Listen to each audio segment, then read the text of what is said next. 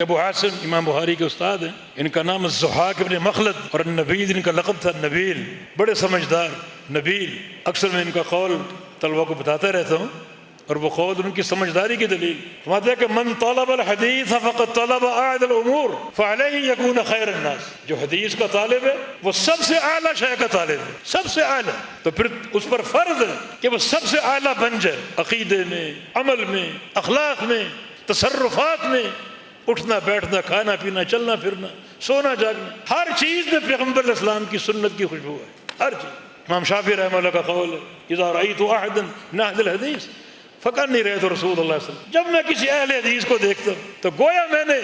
اللہ کے رسول کو دیکھ لی۔ ویسے یہ قول پڑھ کے شرم آتی ہے، ہم بھی اپنے آپ کو اہل حدیث کہتے ہیں، ہم کیسے؟ یہ قول جہاں اہل حدیث کا شرف ہے وہاں ذمہ داری بھی ہے کہ اہل حدیث کو کیسا ہونا چاہیے، شکل و صورت میں، لباس میں، فضاقتہ میں، عبادات میں، معاملات میں، خرید و فروخت میں، ہر چیز میں پیغمبر علیہ السلام کی سنت کی خوشبو ہے۔